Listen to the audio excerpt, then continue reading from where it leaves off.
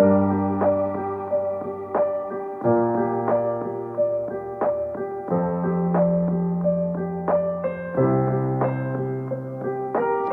is Stone Soup Academy, a school that helped me, and I'm sure a lot of others, through some of the most difficult times in their life. Stone Soup isn't a mainstream school. It is what is called an alternative provision, or an AP for short. An AP is a type of school that helps out kids that are being expelled from mainstream school to help them get back on the right track and maybe secure their future. I saw last week that Stone Soup had won an award for the best AP in the country, and I thought it would be good to revisit it and make a short documentary to show people who might not know about APs a little bit more about what it's like. I was lucky enough to interview one of my old teachers, Oliver Silito, and my old head teacher, Kerry Henton, to get their insight on how they feel about Stone Soup.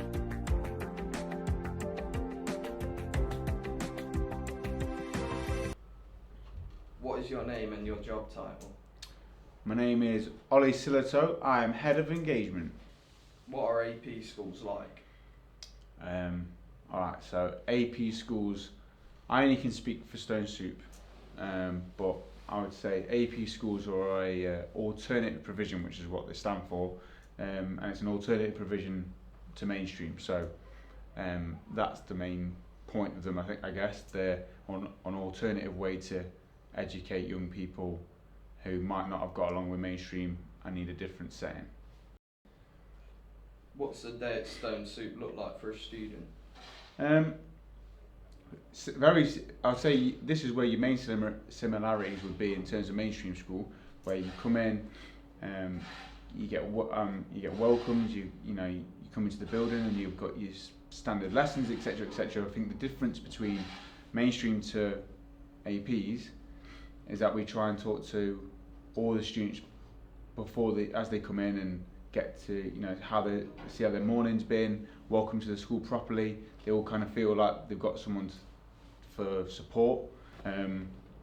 So I think you could look at it on face value where it's a typical same as mainstream, but then when I think if you actually came to an AP and saw what an AP does, or especially Stone Soup, I only can speak for Stone Soup, we do things that could be seen as the same, but we do it completely different and try and make everyone feel as welcome as possible. It doesn't matter who you are, where you've been, what you've done, everyone's here at Stone Soup. We're one big family, and that's the whole point of us. So 5 lessons a day, but there's so much more than that.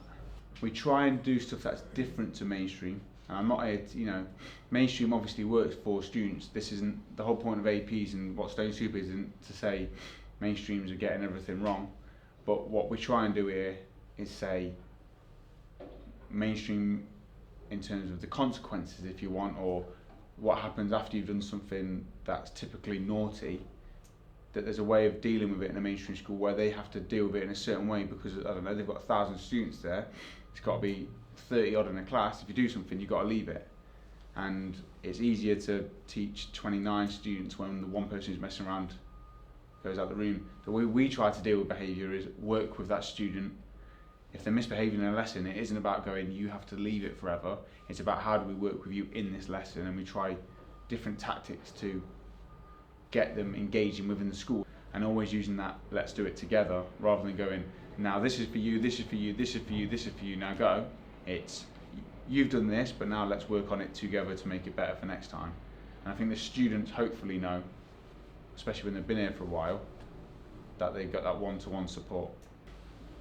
You still have the dojo system? Still have the dojo system, yeah. Class dojo is something that we've used for, I've been here for 7 years, and it was here since I've been here and before. And that's a simple way of students kind of knowing when they're doing something well and when they're not. And also it gives a chance for the teachers and the engagement team to kind of get that student to reflect on their own behaviour. How do we deal with behaviour if the students aren't behaving? Yeah. Various different ways. I think it's always about working with the student on why they aren't behaving. But the second thing is that sometimes with anything, students have to know there's a consequence for stuff that they do, and that is important. So we try not to exclude because that's just already stuff that students very usually aware of because it's happened to them in the past. So what we try and do is we've got another site, we've got a second site where if students possibly are at the verge of getting excluded, we might use that. Tell me about the award you won for the best alternative provision of the year. So that's really recent. Oh gosh, why did we win it? I don't think we've got enough time in this interview for that, but because we're amazing, because we're different.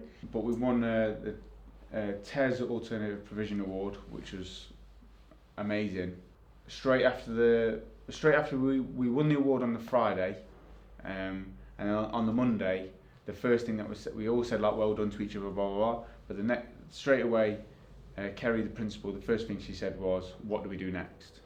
It's because we want the best. We believe in our students because when they arrive to us, they feel that they've failed. They've left mainstream.